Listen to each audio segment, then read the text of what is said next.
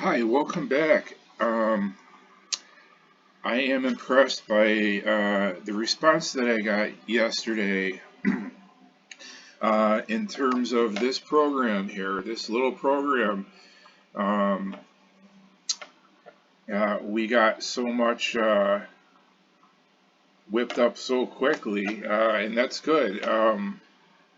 So instead of trying to respond to everyone's emails, it's easier for me to just make a follow-up video and address what people are saying. So some of it I agree with, some of it I don't, but it's not an adverse disagreement.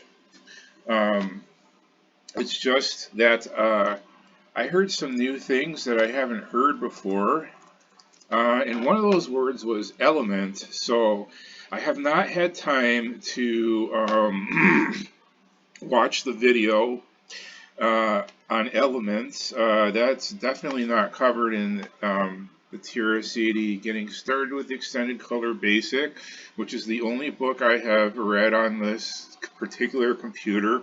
So before we get into that, well, let's start with you guys can go to any point in the video that you want. If you don't want, if you want to skip around, I'm sorry that I can't make footnotes for each part of the video. I don't know how. I've tried it before, where the segments of the video are labeled. I would like to do that. If anyone knows how, let me know, but I couldn't figure it out. So the first thing we're going to do is address this memory, this trivial memory battle that's going on, and I totally understand it. But I made this video for beginners, but it's also for programmers of all levels, so all comments are respected and taken into consideration. I did run the program, so that kind of messes up what I was going to do. So let me do a hard reset. We're going to print out the memory. We start off with 22.8 kilobytes. What is this here? Kilobytes. Okay, kilobytes, 22.8. Okay, gonna load that program again, and I'm gonna do this a few times.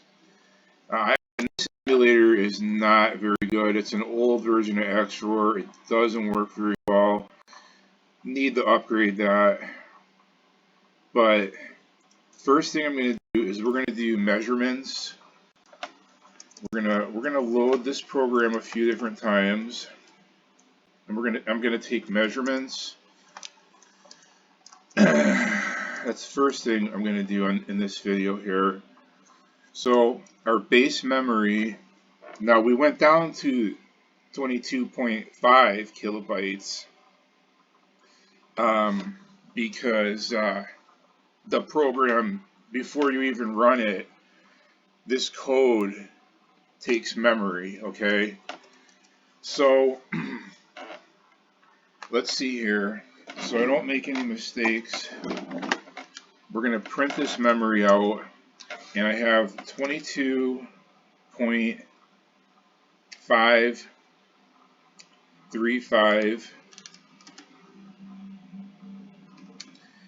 22,535 bytes.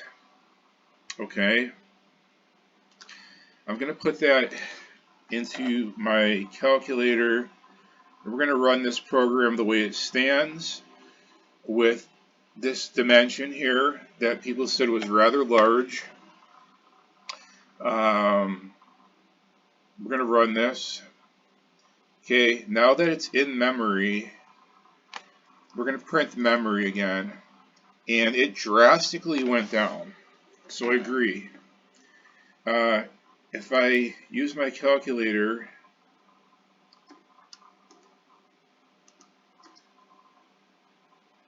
That took 5.3K, which is, yeah, that's way too much.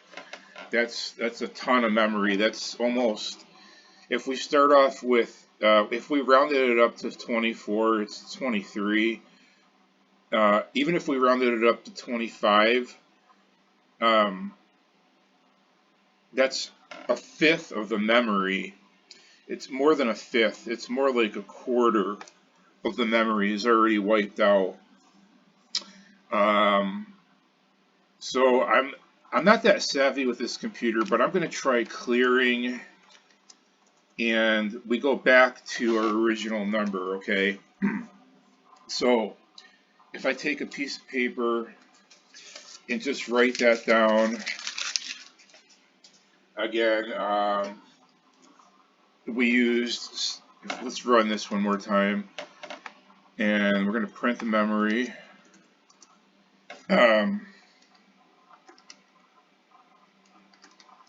We used 5,371 bytes just for that. So that is way too much. But for a beginner, it's easier to instruct a beginner the way, the easiest way possible, you know, because it just makes more sense. So, but now if we move on to the intermediate level people, now what I usually do personally in a case like this is I start my dimensions as small as possible and work my way up, and then you get a feel of where you are. Now if I run this, we get an FC error in 18 because this dimension is too small. It can't get it into that small space. So what I do is I increase it, both of them, by 2 until it fits. And this is a little time consuming, but it is effective, and sooner or later you'll get the right fit, because the book is a little vague, and that's all we need. So all we really need is an 8 by 8. Even though the rectangle is 40 by 100, all we need is an 8 by 8. That's the way I do it when I make my programs, and it works fine. If I clear the memory and we go back to our base number of 22,537, now we run it with a much smaller dimension, and now I print the memory. Now we've used barely anything. We've used a minuscule amount. So if I take that off of our base number, we only used 419 bytes.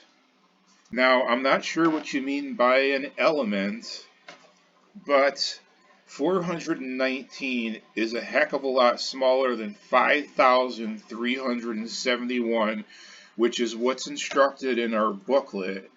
And yeah, that's a huge difference.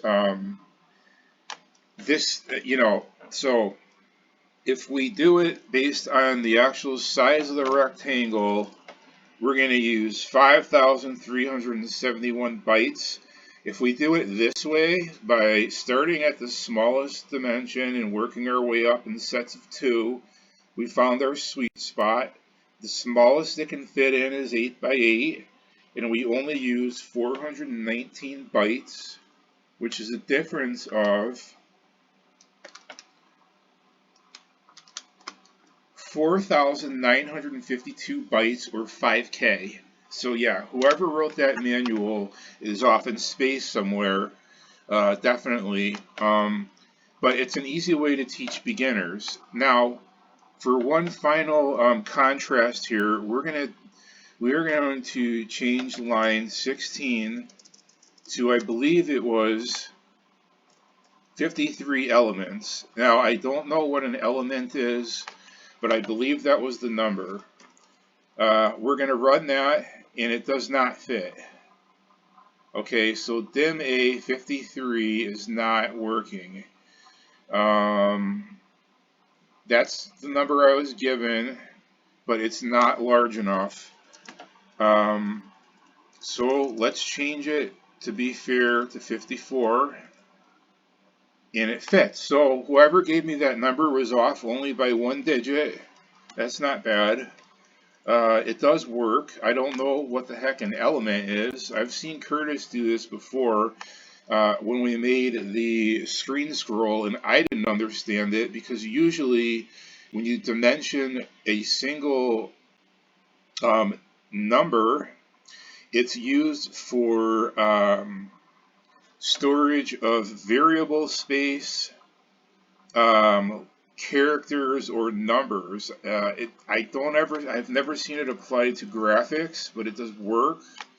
So let's see if that's any better. Now, so if we use our base number and I subtract 22 to 49, we used 286, which is actually almost half of what I used in my 2x2. So you're absolutely correct, Tim.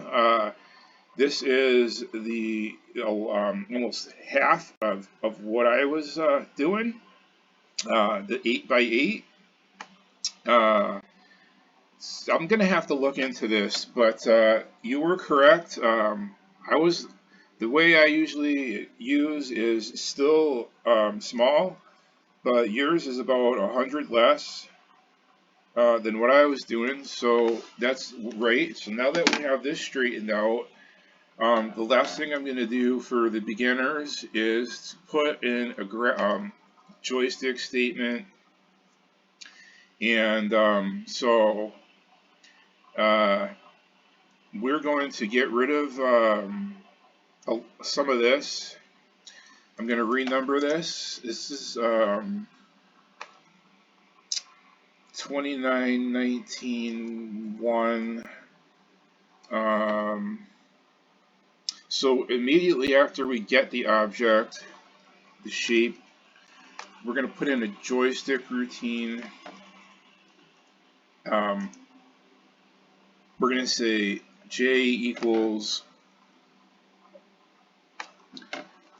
joystick 0 and K equals joystick 1. So this gives us left and right support and up and down support. And now I have to say if J equals, now I forget the specs now. It's either 35 or 33, 60 something. I'm going to have to look it up. There's no way I'm going to remember this. So I need to open,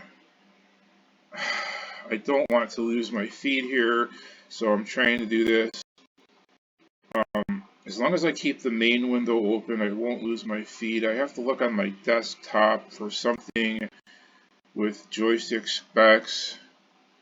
Any of my games have that, so I'll just open up one of those notes on the side. You guys can't see what I'm doing, but so okay, J equals 63 is forward or down, and 0 is left or up. So if J equals 63, then X equals X. Now we're getting into intermediate programming here, so if you don't understand it, just follow along. It's just simple algebra. Then X equals X plus 2. And we're going to GOSUB. I'm just going to say 500 for right now. And that will be our graphic. And then we want to, after we've returned, we're going to go back to 19. Now, J handles left and right. I mean, J is going to handle left and right. That's 0 denotes. And you have to note that it's JOYSTK, okay, the actual function. And you put 0 in parentheses for left and right support, 1 in parentheses for up and down support. You can't just have up and down support, but you can have just left and right support, or you can have both. Okay, so now we're going to say if J equals 0, which would be going to the left, then X equals X minus 2. And we're going to go sub to our graphic, and then we're going to go to 19. Now I just have to do the up and down. If K equals 63, which would be going down, then Y equals Y plus 2. Go sub to our graphic subroutine, go to 19 and 25.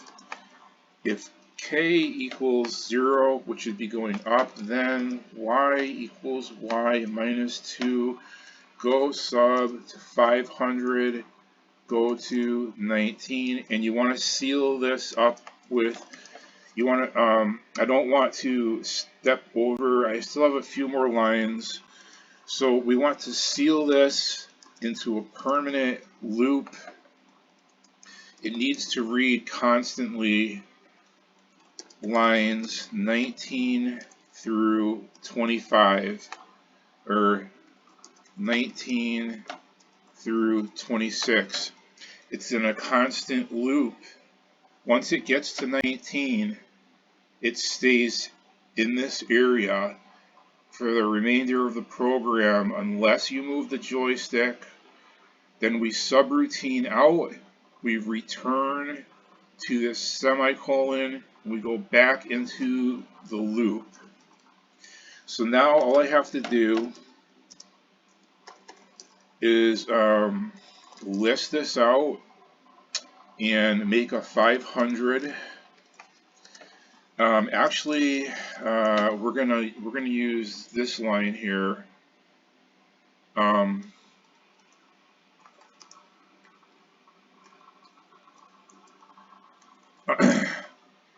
Okay, so now this is our 500, and we have to manipulate this line. Again, this is intermediate programming. You have to use the edit feature. X, you have to know algebra, at least simple algebra, and you have to know your Cartesian plane, which is graph paper. I might do a video just on René Descartes.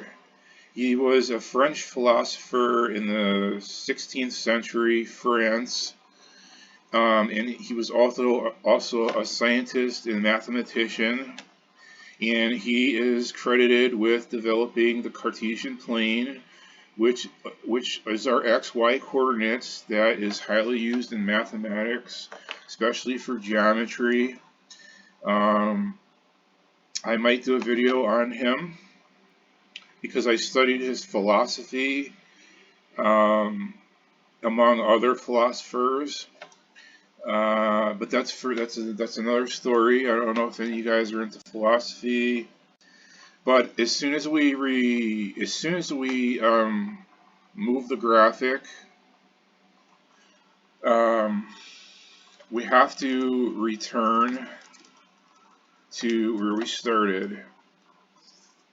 But there's one other thing here that we have to do, is we have to, and these aren't right here, I need to make this this. And I have to remember to keep that 2 in there. And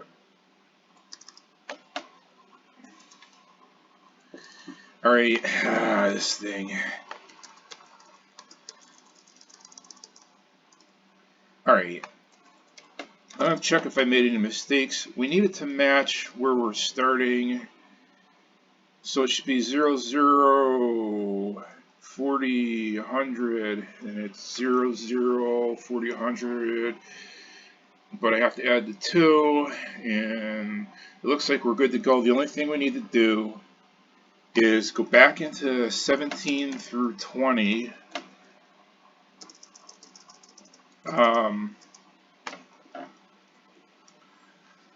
What color is that screen? I forgot now. I think it's red, and it's not CLS, it's PCLS. Oh.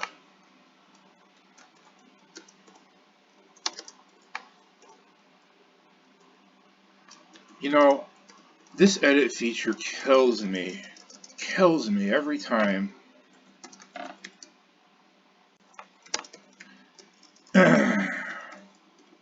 If they had only come out with that deluxe model, things would have been so much easier.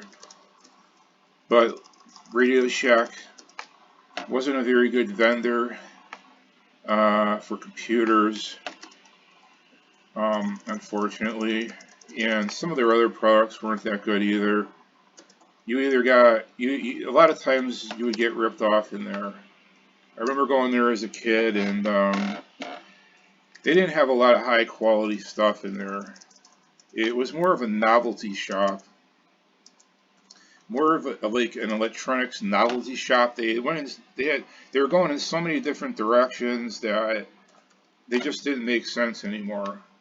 So now that I have it hooked up to my joystick, I can literally move this thing anywhere on the screen, as you can see. And I'm going to include this code in the description for anyone that doesn't understand. You just type it in and you don't have to worry about understanding it. But I'm moving at really slow increments. So I want to increase the increments to go a little faster here. I usually use 10, so that's what I'm going to use. And it'll zip around at a pretty good speed. There's different various ways to erase the graphics. I'm just using the simplest way right now, which is PCLS. But that is not really great when you're trying to make a game or something like that, because it erases the background. But it's a good place to start for beginners, or for people that have had this computer for a long time and they really just don't understand it that well. See, this is much faster. This is 5 times as fast as we were going before, and this is the increment that I use in my games. You could have a sprite this large and you would be fine. You could literally turn what I have in here into a sprite and move along at this clip in BASIC, and it's a pretty good clip. This computer was highly underdeveloped, highly underdeveloped. I don't know why. When they did the 3, they started to get more investment by, companies to make games, but a lot of them didn't pan out. There were a lot of unfinished games and things like that. It was really badly managed. It's just, I don't know, they focused more on their 1000 series and their IBM computers and things like that.